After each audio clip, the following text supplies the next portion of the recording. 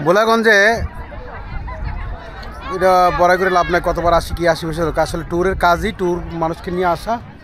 এখন ট্যুরিজম ক্লাবটারে এমন একটা পর্যায়ে মাধবপুর ট্যুরিজম ক্লাবটা নিয়ে আসছি যে ইচ্ছা থাকা সত্ত্বেও অন্য কোনো পেশাতে আর আমি আগ্রহ নাই।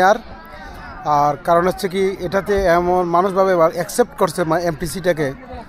তো এখন দেশ বিদেশে এখন ঘোরারই প্ল্যান, মানুষ নিয়ে যাব, ঘোরাবো, দেখাবো, আর নিজের সেবাটা যতটুকু পারি তাদেরকে দেবো। আর আপ্রাণ চেষ্টা করি সেবাটা দেওয়ার, তবে জানি না কতটুকু করতে পারি। তো সবাই তো আমাকে ভালোবাসা দেয়, সাপোর্ট করে, সবাই আমাকে যথেষ্ট পরিমাণে উৎসাহ দেয়, তার জন্য আমি সবাইকে কৃতজ্ঞ। কিন্তু গলা আর বসে গেছে ভাই। তো আসলে কথা আবার শার্ট কিন্তু আমি চাকরি জীবনে সায়ামে থাকতে রেগুলার শার্ট পরতে হয়েছে, ওই সময় টি শার্টও পরছি, মানে পোলো টি শার্ট যেটা। আর এখন অনেক দিন পরে শার্ট নিলাম আর কি। তো এই শার্টটা কেমন লাগছে জানাবেন কমেন্টে আমার শার্ট। তবে একটা জিনিস খেয়াল করছেন কিনা জানি না, আমি কিন্তু সবসময় খয়েরি কালারটা চয়েস করি বেশি। আমার টি শার্ট, আমার সব কিছুর মধ্যেই খয়েরিটাকে আমি প্রাধান্য দিই। তো খয়েরিটা কালারটা আমার কাছে ভালো লাগে। আর এই শার্টটার কালারও খয়েরি, সাথে তো বুকে একটা আছেই লোগো, আমার প্রিয় এমটিসি, আপনাদের প্রিয় এমটিসি।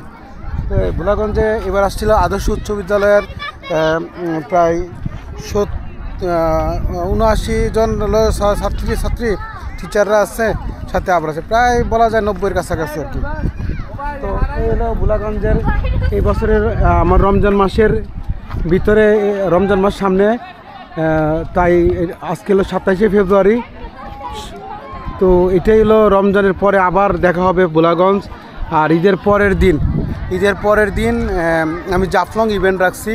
যারা যেতে আগ্রহী আমাকে নক করবেন, জানাবেন অবশ্যই। হ্যাঁ, তোমরা যাবা আমার সাথে ঈদ আনন্দ ভ্রমণে? জাফলংয়ে যাবা? হ্যাঁ, এই যে আমার বুকিং হয়ে যাচ্ছে, জাফলংয়ের বুকিং। তো জাফলংয়ে হবে আবার একটা আনন্দ, মানে ঈদের আনন্দ ভ্রমণ। তো ভোলাগঞ্জের একটা সিস্টেম আছে, জাফলং ভোলাগঞ্জে মহিলাদের কাপড় শুকানোর খুব ভালো ব্যবস্থা আছে। এখানে বক্স আছে, এই যে আমার পিছনে আছে, এরা কাপড় পরিবর্তনের জন্য ভালো ব্যবস্থা আছে, লকার আছে সব। ভোলাগঞ্জে যদি ভ্রমণ আসেন বাংলাদেশের যে কোনো প্রান্ত থেকে, সিলেট কিন্তু দেখার মতো একটা জায়গায় হলো বিছনাকান্দি, ভোলাগঞ্জ, জাফলং ছাড়াও শ্রীমঙ্গল আছে, চা বাগান আছে, এগুলি দেখতে আসবেন। আপনাদের নিমন্ত্রণ হলো সিলেট ভ্রমণের জন্য। যদিও আমরা আপনাদের বিভিন্ন জায়গায় যাই, কক্সবাজার যাই, বান্দরবান, রাঙ্গামাটি, বাংলাদেশের বিভিন্ন প্রান্তে যাই। তো কমেন্ট করে জানাবেন কে কোথায় বাংলাদেশে কোন কোন প্রান্তে যেতে চান।